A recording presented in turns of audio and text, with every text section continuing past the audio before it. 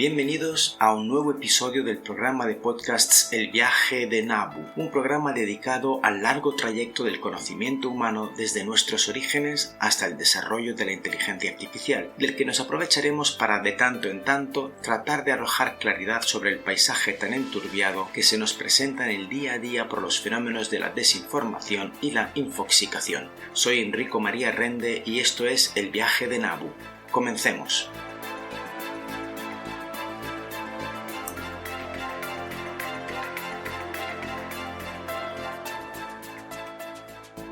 Para el episodio de hoy contamos con la presencia de un muy apreciado amigo y una fantástica persona. Luis Sampedro es actor, director, pedagogo y ha publicado, entre otras obras, Manual de teatro para niños, niñas y jóvenes de la editorial Alba y Palmeras de la Gomera de la editorial Apuleyo. En Madrid transformó su casa en una casa teatro, el Teatro de la Vida. Actualmente reside en La Gomera. Luis, muchas gracias por aceptar la invitación a participar en el programa El viaje de Nabu. Con tu participación este programa se enriquece enormemente. Bienvenido, Luis. Bueno, muchas gracias a ti, Enrico, por la oportunidad de contar algo. El viaje de Nabu está directamente relacionado con el camino que ha tomado el conocimiento a lo largo de la historia y más concretamente con el de su transmisión.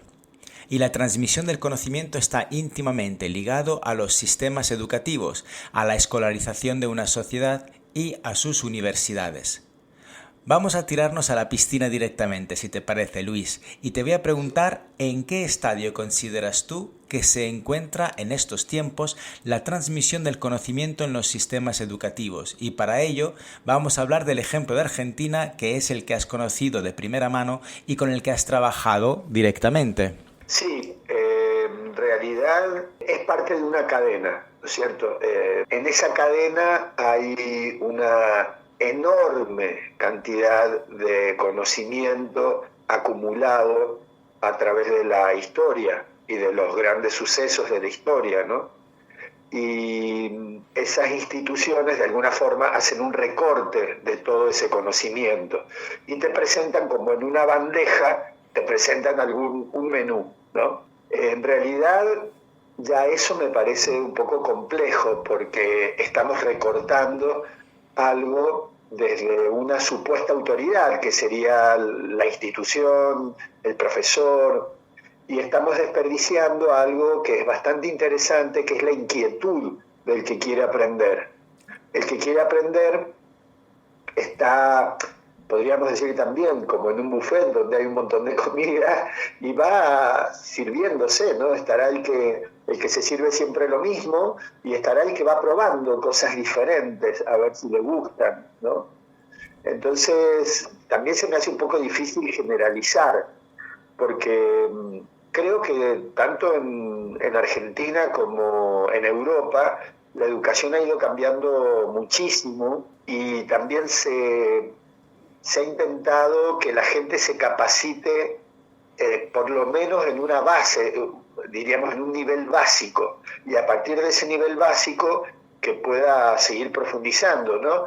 También hay muchas carreras que son técnicas y que son como, bueno, son eso, una iniciación. En realidad todas las carreras universitarias son una iniciación, ¿no? Ajá. Estás habilitado para...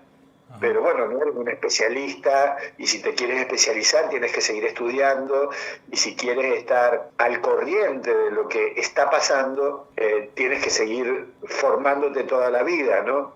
Ajá. ¿Qué pasa con ese cúmulo de conocimiento, por así decirlo, histórico? Yo creo que bueno, que ahí lo que tendríamos que lograr es sembrar la inquietud, ¿no? Como de decir, mira, hay una serie de conocimientos que son clásicos sobre los cuales se ha basado la cultura y la sociedad. Y en la medida que metas la nariz en esos conocimientos tan clásicos y tan históricos, probablemente puedas entender mejor cómo funciona la sociedad y te puedas desenvolver mejor en la sociedad, ¿no? Y después otra cosa que es una constante en las instituciones educativas es la gran importancia que se da a un tipo de conocimiento que podríamos decir que es un conocimiento más bien teórico Sí, académico, ¿no?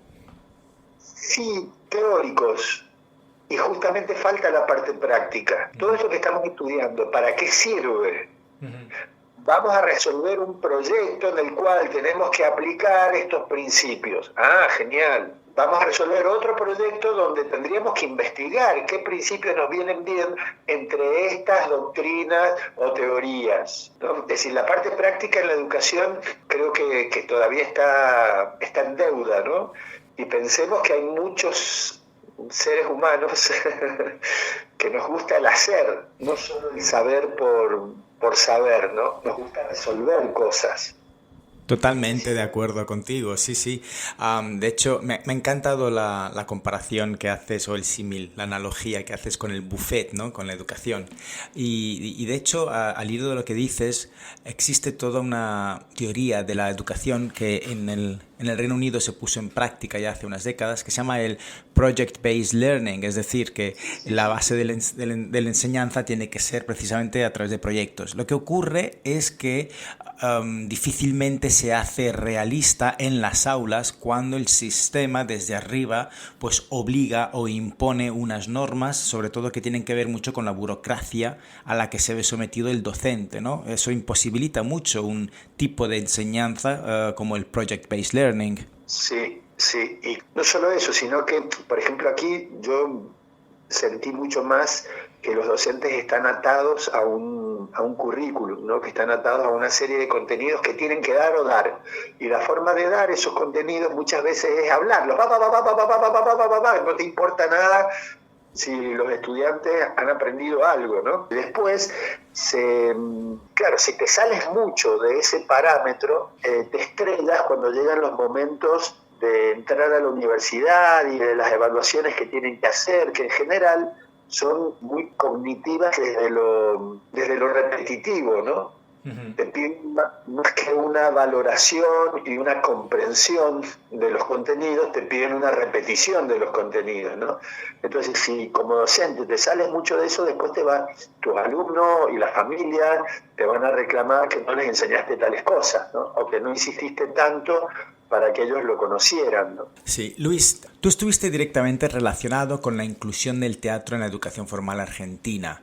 El valor del teatro en el sistema educativo y para mejorar los niveles de aprendizaje de los alumnos ya lo puso de manifiesto en los años 80 del siglo pasado Ken Robinson en el Reino Unido. ¿Qué valores aporta al estudio o al aprendizaje, en tu opinión, la participación directa en el teatro de los alumnos?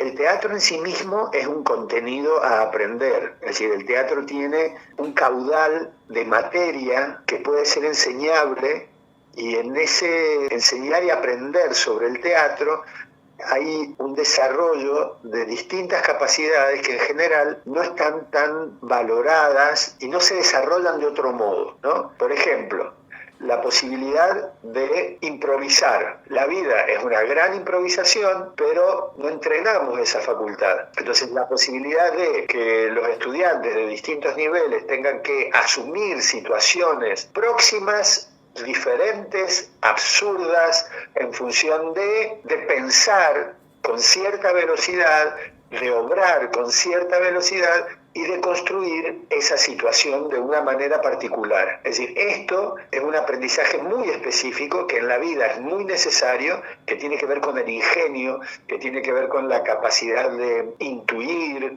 con la capacidad de ver la estrategia del otro y en función de tus deseos y tus necesidades obrar y argumentar. Es algo que prácticamente no está puesto en la educación. Y el teatro es una de las grandes herramientas que posee la improvisación, ¿no? Uh-huh. Además de eso, diríamos, el teatro redescubre el lugar del cuerpo, porque lo estás poniendo en situación y con tu cuerpo estás diciendo también un montón de cosas. Entonces, esta educación corporal que generalmente se ubica solamente en la parte de educación física, en el teatro tiene una función mucho más amplia, porque es una educación que va desde lo cotidiano, desde lo personal, va en función de la tarea que estés improvisando o jugando en el escenario, ¿no? Y también va en la posibilidad de transformar. Mi cuerpo se puede transformar para que yo pueda ser otro. puede aparecer otro. Y esa capacidad de transformación se traslada a todo. Es decir, yo siempre he sido así. No, mentira, tú puedes ser de muchas maneras. Es cuestión de que te lo propongas. Y en este caso, el teatro es un gran entrenamiento para que te des cuenta que tú puedes ser de otras maneras. Y así como pasa con la voz, con el cuerpo, perdón, así como pasa con el cuerpo, pasa con la voz. El teatro es un camino para educar la voz en función de poder proyectarla, de poder asumir esa gran carta de presentación que es la voz propia, que a través de la voz tú también puedes generar empatía en los demás y adhesión, es decir, de golpe alguien te está hablando y tú no sabes por qué le estás escuchando y probablemente sea porque tiene una voz bonita.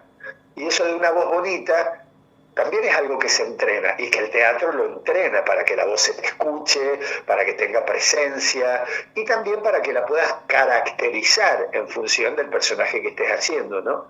La voz y el cuerpo son dos herramientas fundamentales en el teatro y yo creo que son fundamentales en el proceso educativo. Entonces, bueno, que el teatro esté incluido en la escolaridad es una manera de garantizarnos que todos los futuros ciudadanos tengan estas herramientas más conscientes y que las puedan utilizar, ¿no?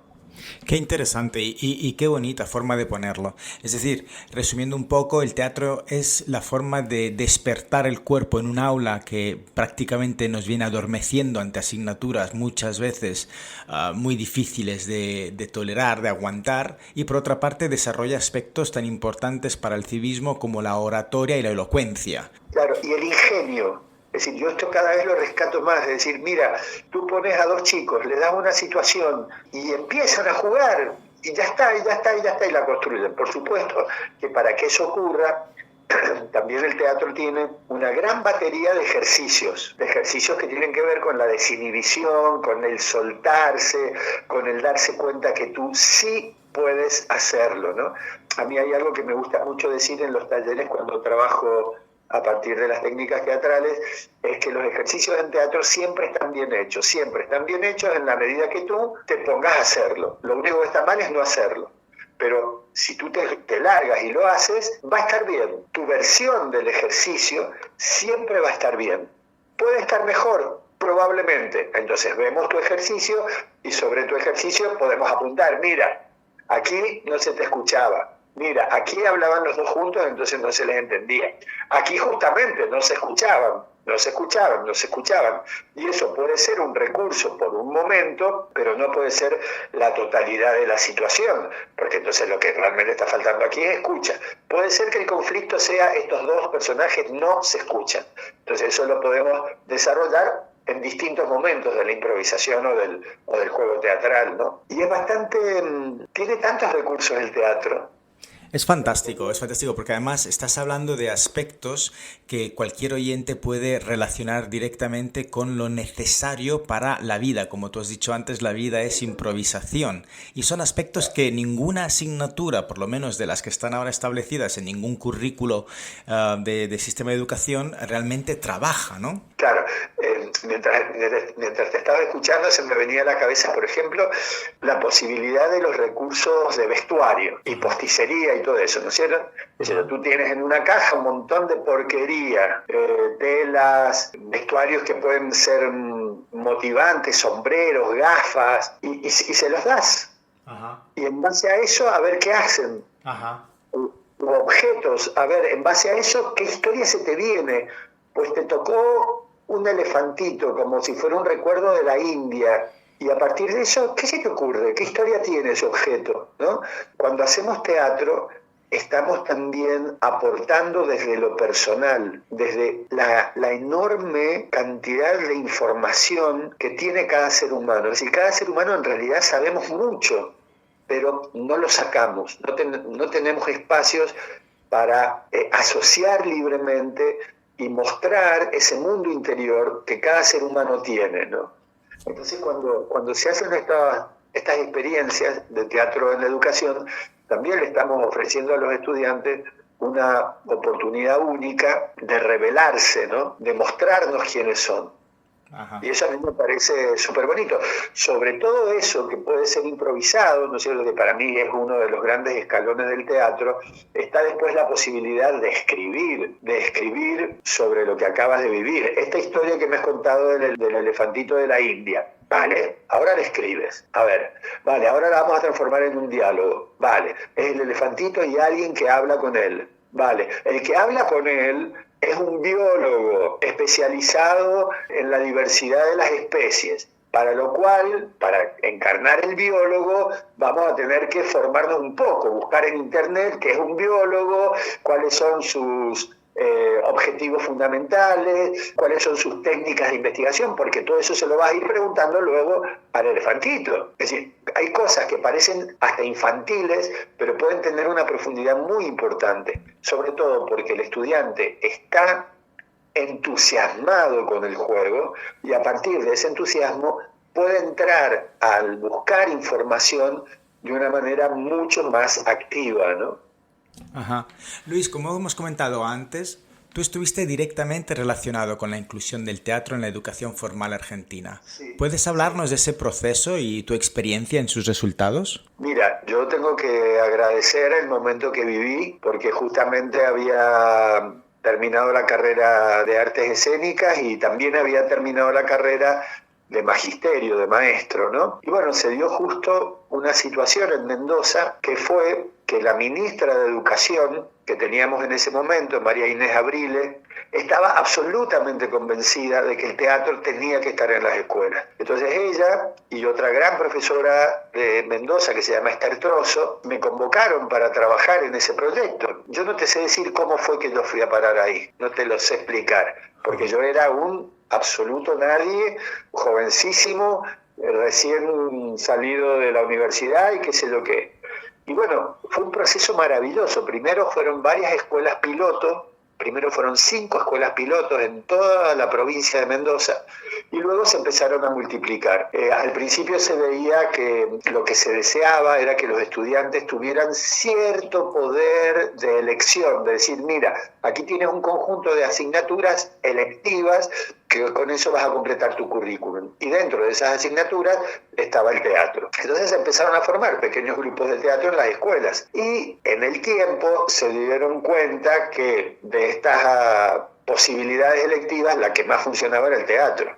Era la que más elegían los chicos. Y eso, teniendo en cuenta también los objetivos que se planteaba o que nos podíamos plantear, se fue extendiendo al resto de la provincia y en un momento nuestra ministra de Educación pasó a trabajar a La Nación. Entonces este programa se pasó a La Nación hasta que se trabajó en la Ley Federal de Educación, que fue la primera ley a nivel nacional que incluyó el teatro en la educación formal. Es decir, así como hay música y plástica en las escuelas, que en Argentina tanto música como plástica están dadas por un profesor especializado en estas dos asignaturas. O sea, hay un profesor de música y un profesor de plástica. Se vio la necesidad entonces de que hubiera un profesor de teatro con una carga horaria específica en distintas alturas de la educación formal. Y eso también abrió grandes puertas porque las universidades donde se estudiaba para actor, para licenciado en actuación, tuvieron que de alguna manera responder creando profesorados de teatro. Para nosotros fue una gran victoria crear un profesorado de teatro en nuestra universidad, que es la Universidad Nacional de Cuyo. Y funcionó muy bien, porque ya la ley te exigía que en los colegios tenían que haber horas de teatro. Y esto, bueno, generó, yo creo que una revolución impresionante en la educación argentina, porque los chicos que no servían para nada, llegaba el momento de la hora de teatro y eran los mejores. Eran desenfadados, eran ingeniosos, pero claro, qué sé yo, no se podían estar quietos en el aula, no podían estar sentados toda la mañana, era una tortura para ellos. Entonces, ¿qué hacían? Molestaban, se divertían de otra forma. Y fue como encontrar otro color. Y también fue interesante lo que pasaba por ahí con los chicos que andaban súper bien, ¿no es cierto?, en las asignaturas, que después llegaba el momento de la obra de teatro y estaban absolutamente avergonzados. Y ahí una vez más tenías el dilema, ¿no? Estos chicos saben mucho, pero no lo saben plasmar, no lo saben compartir, no lo saben comunicar. Y bueno, se fue generando algo muy, muy interesante a tal punto que aparecieron luego bachilleratos especializados en teatro, que a mí eso ya, no sé, cuando en Argentina vi que pasaba todo esto, yo decía, me han superado lo que yo fui capaz de imaginar en su momento, ¿no? Ah, qué bonito, qué bonito. Entiendo que para poder impartir este tipo de clases de teatro en esta materia se necesita de un profesorado muy especializado. ¿Cómo se abordó esa cuestión en Argentina? Claro, nosotros lo que logramos fue lo siguiente, tomando de base la licenciatura en actuación o en interpretación, que tiene las materias fundamentales, ¿no es cierto? La expresión corporal, técnica vocal, improvisación, actuación, historia del teatro, bla, bla. A eso, es decir, eso era de cursado obligatorio y a eso le sumamos las asignaturas pedagógicas. Pedagogía, psicología evolutiva, didáctica del teatro, práctica de la enseñanza, psicología de grupo. Fueron apareciendo, ¿no es cierto?, otros contenidos que también eran muy necesarios, ¿no? Entonces, finalmente, la carrera del profesor de teatro tiene que ver con bastantes asignaturas de la licenciatura de actuación y otra serie de asignaturas que hacen a la cualidad docente, ¿no? Al saber enseñar, al poder enseñar. Y eso ha dado un resultado relativo, diríamos, en el sentido de que seguramente no es lo mejor ni lo más perfecto, pero así como un profesor de matemáticas se tiene que formar en un montón de cosas, cosa que a mí aquí me cuesta entenderlo, ¿no? Porque en España, diríamos, primero eres licenciado y después haces un máster en pedagogía o algo por el estilo, y ahí se acabó tu formación docente, ¿no? En Argentina esto está mucho más granulado, por así decirlo, y tiene distintos estadios, ¿no? Estadios. Entonces un profesor se va formando también con los años. Suponte, en estos momentos, para ser maestro de escuela primaria, eres un licenciado que tienes 4 años de estudio, 4 y 5 años de estudio. Y a mí me parece perfecto, ¿no? La carrera de actuación del profesorado de arte dramático son 5 años de formación. Y también me parece perfecto, ¿no? En general también te van formando para trabajar con las distintas edades, todo lo que tiene que ver con la psicología general y la psicología evolutiva, que por supuesto no es lo mismo trabajar con un niño de 4 años que con un niño de 11, que con un chico de 18, o trabajar ya con chicos universitarios, o trabajar con adultos, o trabajar para la tercera edad, ¿no? O trabajar, como también es una ala que se ha ido desarrollando, lo que podríamos llamar teatro terapéutico, ¿no? Fue un comienzo muy importante y que no ha tenido techo por ahora, ¿no? A mí eso me enorgullece muchísimo de ver todo lo que ha pasado en Argentina. En el 2000, justamente, 2001, creamos una plataforma interesantísima que se llama Red Dramatiza, la red de profesores de teatro de Argentina. Dramatiza lleva ya como 23, 24 años. Todos los años se hace un encuentro en alguna provincia diferente de Argentina, donde bueno, van 100, 150 profesores de teatro a discutir, a formarse, a hacer talleres, a poner en común, y que este encuentro, ¿no es cierto?, y esta forma de trabajo haya tenido tanta coherencia y tanta continuidad a lo largo de los años, desde el 2000, 2001, es bastante importante también y habla del compromiso que en general tienen los docentes de teatro. Los docentes de teatro pasaron de ser unos locos extraños a ser un viento renovador en la educación argentina. Qué bonito. Y una pieza fundamental, entiendo también. Muchas escuelas hoy tienen su elenco de teatro. Y lo que pasa en esos elencos de teatro, de adolescentes, de niños, es maravilloso y solo pasa en esos espacios, ¿no? Y la escuela se siente orgullosa, así como se siente orgullosa de tener un coro o una orquesta, pues se sienten orgullosos de tener su elenco de teatro. Maravilloso, me parece lógico además.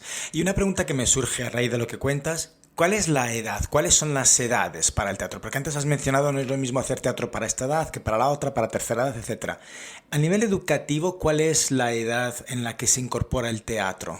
Mira, yo lo he planteado justamente en el libro que tú mencionaste, Manual de Teatro para Niñas y Jóvenes de la Era de Internet. Yo ese libro lo empiezo a los 4 años, diríamos. Hay una ejercitación interesante para niños de 4, de 5 y a partir de ahí por año, ¿no? 4, 5, 6, 7, 8 hasta los 18. Lo que yo me quise imaginar era eso, ¿no es cierto? Una escuela donde el teatro estuviera presente en todas las edades, de un niño y de un joven, de una niña, de una joven que se está formando, ¿no? Uh-huh. Es como si yo te dijera a qué edad un niño se lo puede introducir al mundo musical. ¡Cuanto antes! Entiendo perfectamente. Sí, es muy, muy lindo lo que nos cuentas y además imagino que todos los oyentes estarán totalmente de acuerdo con lo que nos cuentas. ¿Cómo introducirías a un niño al mundo de la literatura?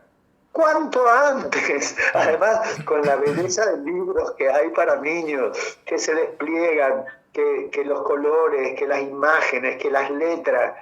Cuanto antes, no tenemos tiempo que perder para darle a las niñas, a los niños, a los adolescentes, a las adolescentes que tanto necesitan un parámetro de belleza, ¿no? De sentir, de sensibilidad, y que puedan responder a eso también, justamente mostrándonos su mundo interior, ¿no?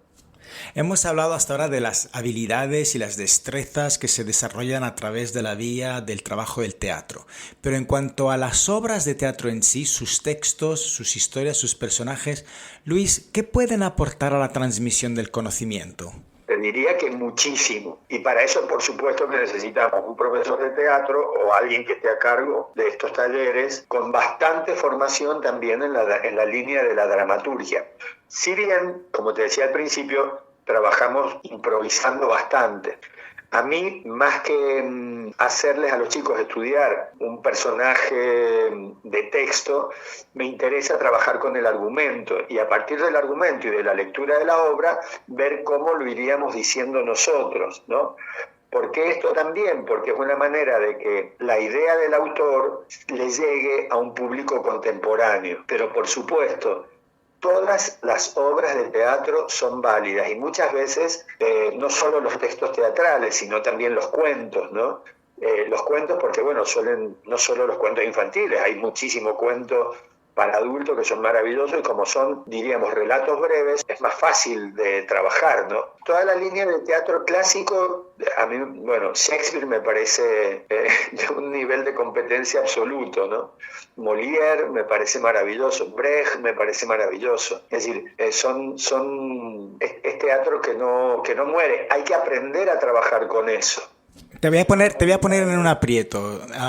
Si tuvieras que hacer de embajador para la especie humana en un planeta alienígena, ahora que has mencionado a dramaturgos importantísimos, ¿no? Te voy a poner en un aprieto. ¿Qué 3 obras, sin menospreciar las demás, ¿no? Pero qué 3 obras llevarías y por qué? Vale, El Tartufo de Molière, porque muestra de una manera inigualable, divertida y profunda, muy profunda, uno de los vicios más grandes del ser humano, que es la hipocresía. Entonces pienso que sí, que le llevaría el Tartufo de Molière para decir algo así como: esto es algo que no debe ocurrir en la especie humana y en la especie marciana. Otra obra que sí me interesaría muchísimo llevar, creo que sería Sueño de una noche de verano, de Shakespeare, porque, bueno, me parece de una magia especial, ¿no? Para mí, Sueño de una noche de verano muestra el nivel de imaginación con la que podemos responder los seres humanos. La imaginación es infinita, pero los seres humanos no estamos entrenados en eso y somos cómodos y nos vamos acostumbrando a 3, 4 respuestas normalizadas. Shakespeare en Sueño de una noche de verano mezcla la tradición, mezcla el deber ser del patriarcado, tanto que ahora está tan de moda, ¿no es cierto? Por fin, con ese mundo increíble que también es un mundo de tradición, que es la tradición del bosque, en la cual están todo tipo de seres imaginarios, ¿no? Y de mitológicos, ¿no? Y lo mezcla con tanta maestría que cuando la lees y cuando la ves representada, crees todo lo que pasa. Es decir, te crees la parte que sería realista, por así decirlo, y toda la parte del mundo imaginario, ¿no? Es decir, te lo cuela, te lo cuela. Y después, una obra que también para mí es bastante emblemática, La increíble ascensión de Arturo Ui, Resistible ascensión de Arturo Ui, La evitable ascensión de Arturo Ui, es de Bertolt Brecht, y de alguna manera muestra cómo un ser humano despreciable se transforma en un gran dictador. Y bueno, es la historia que también ha repetido la humanidad muchísimas veces, lamentablemente, ¿no? En esta obra hay una escena que es tremenda, y es cuando, diríamos, vemos un personaje transformarse en el Papa, ¿no? En el Papa católico. Y vamos viendo cómo cada capa de vestuario que le ponen, la mitra, el sombrero, el no sé qué, el no sé cuánto, ¿no? De ser un mindundi que no vale nada, termina siendo casi un semidios. Bueno, todo eso me resulta interesante para hablarle a los alienígenas. Fantástico. Pues mira, aprovechamos para recomendársela a los oyentes. Si no han visto ninguna de estas tres o no las han leído, se las recomendamos encarecidamente. Yo, esta última de la que hablas, pues me tendré que informar, la tendré que leer porque me llama mucho la atención y la desconocía, Luis, la verdad. Mis tres obras son completamente diferentes y me voy a atrever a soltarlas ante ti, que eres un experto. Fíjate, yo me llevaría La Celestina, de Fernando de Rojas, Las tres hermanas, de Chekhov, y 6 personajes en busca de un autor, de Pirandello. Eso para mí sería lo que reflejaría de manera fantástica el ser humano, además en diferentes épocas, ¿no?, de nuestra evolución. ¿Qué opinas? Presentarle las 3 obras que llevo yo, le diría, miren, y hay muchas más, por ejemplo. Claro. Según yo nombraría estas 3 tuyas también porque son maravillosas. Claro, es que lo bueno que tenemos usando un dicho inglés es que no necesitamos elegir a una mejor sobre otras, ¿verdad? Podemos quedarnos con todas. Además estoy en contra de todos esos sistemas. El teatro es absolutamente multiforme y según lo que quieras hay algo para ti. Y por el contrario, yo te diría que cualquier obra de teatro te puede servir para orientarte, para pasar un buen momento y para recrear. A mí me gusta una formación que yo hice hace mucho tiempo en Cuba con un maestro cubano que ya falleció, que se llama Tomás González. Él decía que el artista está por encima de la cultura y que esto era algo que había que enseñarle a la gente, que las personas teníamos que estar por encima de la cultura, teníamos que nutrirnos de la cultura y devolver algo mejor que lo que ya estaba hecho, que esa era la manera de que avanzara la humanidad, no en vez de repetir lo que ya está hecho, había que devolver algo mejor. Y eso me parece que es real. Entonces, diríamos, cuando uno lee una obra de teatro o cuando uno tiene la gran alternativa de actuar una obra de teatro o de dirigir una obra de teatro, entra en un proceso creativo maravilloso, ¿no? Donde uno come y devuelve, se nutre y devuelve. Y bueno, es súper vital eso, ¿no? Es muy, muy bonito, muy bonito. Y tan bonito que uno dice, ojalá que todas las personas pasaran en algún momento por una experiencia así. Por eso yo estoy tan feliz y orgulloso de que en Argentina todos pasan por una experiencia así porque está garantizado en el sistema educativo, ¿no? Desde luego. Y además, ahora haciendo una reflexión paralela a todo esto, si lo piensas, Luis, la forma en la que hemos empezado como seres humanos a transmitir conocimiento ha sido precisamente a través del teatro, porque al fin y al cabo los beodos, los aedos, luego los juglares no hacían otra cosa que eso, que teatro, ¿no?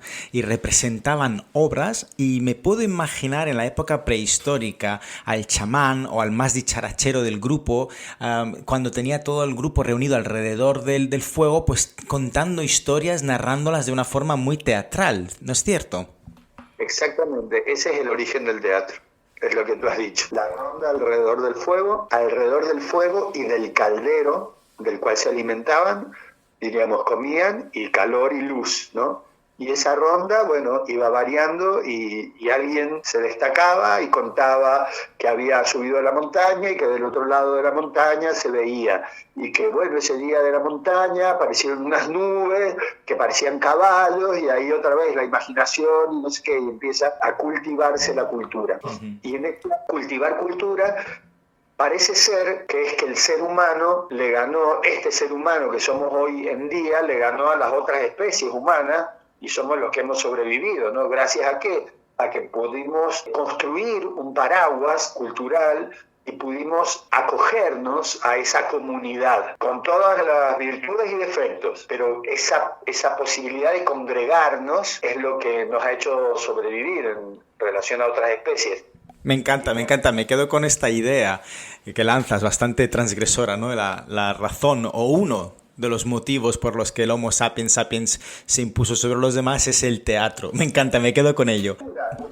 Y el teatro como una de las primeras formas de reunir comunidad, de hacer comunidad. Yo eso estoy absolutamente convencido de que ahí nació, ese fue el primer actor, ¿no? Las narraciones y las cosas que contaban le quedan cortas, ¿no? Entonces aparecen los objetos mágicos y los objetos de poder y ahí y empieza con una riqueza impresionante. Qué sé yo, por ejemplo, se me viene ahora a la cabeza la Diablada de Oruro de Bolivia, ¿no? Con unos trajes que son de una belleza, de un colorido, y esto se repite en todas las culturas, ¿no? Qué sé yo, bueno, en Oriente, en Japón, en China, en España, la cantidad de tradiciones tan bonitas y tan teatrales, ¿no? Que se mantienen hoy en día, ¿no? No sé, el teatro es la base de una sociedad para mí. Totalmente. Y Luis, ¿hay teatro malo? Sí, hay teatro malo y hay que ser muy, muy ignorante o soberbio para hacer teatro malo, porque es de un nivel de irresponsabilidad enorme. Por ejemplo, cuando yo era profesor en la universidad, tanto en la Universidad Nacional de Cuyo como en Buenos Aires, en la Universidad Nacional de las Artes, yo proponía a mis estudiantes, tanto de primero y de segundo año, es decir, muy en la base, que hiciéramos obras de teatro, ¿no? Las primeras se hacían a partir de cuentos tradicionales para chicos y los llevábamos a algunas escuelas, y las segundas se hacían a través de textos realistas que se adaptaban, bla, bla, bla, y bueno, aparecían autores como Tennessee Williams, como Chekhov, que tú nombraste antes, ¿no? Y siempre avisábamos, este es un grupo de estudiantes que está aprendiendo, y este es un trabajo de experimentación de la cátedra tal, supervisado y orientado por tales profesores. Entonces tú sabes que vas a ver un trabajo experimental de estudiantes, ¿no? Entonces yo creo que si alguien, esto que decías tú, un mal teatro, tendría que haber un cartel grande que diga, esto es un teatro raro, hecho por gente que no sabemos nada, y si quieres hacer la experiencia, ven. Muchas veces el teatro es malo porque aburre. El teatro es malo aunque tenga grandes intérpretes, porque se repiten y hacen lo mismo que venían haciendo hace 20 años. No se plantean un personaje nuevo, no arriesgan. Y así como decíamos que el teatro tiene ese inicio maravilloso, que es la comunidad alrededor del fuego, el teatro tiene otro vértice importantísimo, que es el circo. El circo, donde los profesionales del circo arriesgan hasta su vida, porque los que están en un trapecio saltando de un lado al otro o caminando por la cuerda floja, están arriesgando su vida. Por suerte, ya sabemos que hay que poner todas las seguridades necesarias, ¿no? Entonces, ese riesgo te mantiene despierto, te mantiene al borde de decir, ¡oh, mirá! ¡Ay! Te da el miedo, te da, ¿no? Eso tiene que tener una obra de teatro. Entonces, a veces, una obra de teatro con grandes artistas peca porque no tiene riesgo, porque estos grandes artistas ya se saben todo y muchas veces la gente paga para ir a ver a ese gran artista, punto, no le importa lo que haga, ¿no? Pero bueno, diría que cuando el teatro aburre y no tiene riesgo, diría yo que es un mal enfoque del teatro, ¿no? Que lo han hecho mal, además muchas veces se hace mal con grandes recursos, ¿no?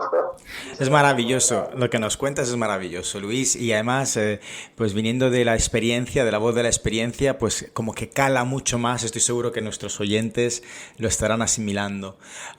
Seguramente, Luis, estarás familiarizado con los conceptos de infoxicación y de desinformación.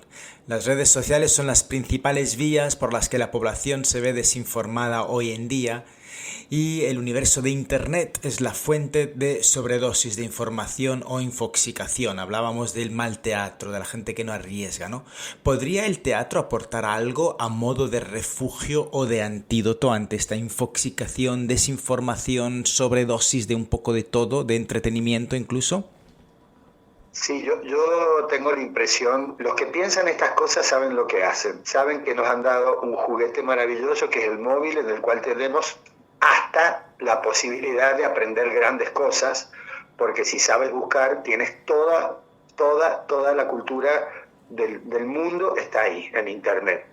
El tema es, una vez más, que no nos interesa, que hemos perdido la curiosidad y que hemos perdido el interés político. Tenemos como una gran decepción. Lamentablemente, los años de democracia, por ejemplo en Argentina, a partir de la recuperación de la democracia, cerca del 80, también en España, la recuperación de la democracia a partir de la muerte de Franco, es como que nos ha ido desencantando, ¿no? Es raro que uno se entusiasme con un político, con un líder, le ponga ficha, quiera saber, quiera seguirlo, qué sé yo, uno se va desencantando. Entonces, ¿qué haces? Pues ves tonterías. Y además, como es un recurso que una vez más debería ser muy bien enseñado en la escuela, deberíamos descubrir contenido en la web impresionantemente interesante, que si vídeos, que si músicas del mundo, es decir, es enorme el potencial que tiene, ¿no? Del hombre, el ser humano hoy en día, manejando un recurso que podría abrir tantas puertas y ventanas, ¿no? Pero bueno, para eso tenemos que generar interés, el deseo de saber. Generalmente me parece que nos vamos aislando, ¿no? Y bueno, también la ventanita que nos queda es Internet, que cuando uno, como digo, la sabe usar o aprende a usarla, es una gran herramienta. Si no, uno se queda tonteando. Tú sabes, Enrico, que a mí me sorprende la gente joven, ¿no? Porque muchas veces la damos por perdida, esto y aquello, y bueno, cuando buceas un poco más, son gente que maneja mucho contenido, mucha información. Lo que pasa es que no tiene nada que ver con nosotros. Los hijos de mis amigas, ¿no? Bueno, mi hijo mismo, digo, están súper informados de otras cosas, están al tanto de otras cosas. Y construyen comunidades diferentes que habrá que ver a dónde van. Pero bueno, la nuestra tampoco ha ido muy bien. Seguimos lamentando el flagelo de la guerra y es algo aterrador lo que pasa con las instituciones frente a la guerra, ¿no? Sí. Bueno, en los podcasts anteriores hemos venido hablando o he venido comentando mi postura acerca de esto del fin del mundo que acabas de comentar, ¿no? El fin del mundo entendido como nuestra generación completamente diferente a la venidera, pero no necesariamente la venidera es peor, que la acusamos de esto y de aquello, y como tú bien dices, pues no, están cambiando moldes, pero no necesariamente son peores. Yo en ese sentido soy bastante optimista. Luis, nos quedamos sin tiempo y no me resisto a hacerte una última pregunta, si puedes responderme de una forma bastante sucinta. Me gustaría preguntarte porque claro, escuchándote has mencionado este individualismo, ¿no? Que se está produciendo en la juventud, en las nuevas generaciones a través de Internet o por culpa de Internet y de las redes sociales. Porque hablando del teatro me he dado cuenta de otro aspecto importantísimo que no hemos mencionado aquí, es el hecho de grupo, ¿no? Genera grupo, el teatro genera la pertenencia a un grupo o a un colectivo. ¿Qué recomendación, como última pregunta te haría, qué recomendación lanzarías tú a nuestros oyentes para precisamente esa necesidad que es tan humana, ¿no? De generar grupo, y cómo puede el teatro ayudar a esto? Te agradezco que lo hayas dicho porque lo tenía en la punta de la lengua en varios momentos, pero no alcancé a decirlo, ¿no? El teatro es fundamental porque crea comunidad. crea comunidades, se generan lazos interpersonales de una manera muy diferente a la vida cotidiana. Entonces, cuando tú eres parte de un grupo de teatro, vives cosas muy especiales, desde el hacer propio una obra que escribió un autor, acá hay un grupo que le empieza a masticar, y empiezan a pasar un montón de cosas como grupo, ¿no? Entonces, el grupo justamente da sentido de pertenencia, el teatro da sentido de pertenencia, y un sentido de pertenencia particular, porque incluye la individualidad de cada uno. Mira, a mí se me ocurre esto que dice el autor. Mira qué interpretación diferente e interesante. Yo había pensado que esto significa tal cosa. También podría ser, ¿no? ¿Qué les parece si hacemos entonces una manera de doblar las interpretaciones? Primero viene el personaje y lo dice de esta forma, y luego el mismo personaje lo dice de otra forma. Abrir mundos, ¿no? Sí, como tú has dicho, el teatro forma equipo. Y es algo súper importante a vivir como antídoto frente al aislamiento que también a veces nos propone el mundo contemporáneo, y como gran salida tenemos Internet. Yo diría, como gran salida, vamos a apuntarnos al primer taller de teatro que nos quede relativamente cerca de casa y participar con esta forma, ¿no? Luis, ha sido todo un lujo poder charlar contigo sobre estos temas tan interesantes y te estoy muy agradecido. Quiero que sepas que aquí tienes tu casa en este pequeño mundillo del podcast de El Viaje de Nabu, y que siempre que quieras los micrófonos estarán abiertos para ti. Muchas gracias. Muchas gracias y te felicito por la iniciativa, que siempre es bueno tratar de proponer algo, ¿no? Así que gracias. Muchas gracias. Espero que te haya gustado este podcast. Si te gusta el contenido del programa, te pido que te suscribas. Al suscribirte, ya sabes, no solo recibirás notificaciones cada vez que publique un nuevo episodio, sino que también podrás acceder a contenido exclusivo. Además, si quieres apoyar este trabajo y hacer que siga creciendo, considera unirte a nuestro Patreon.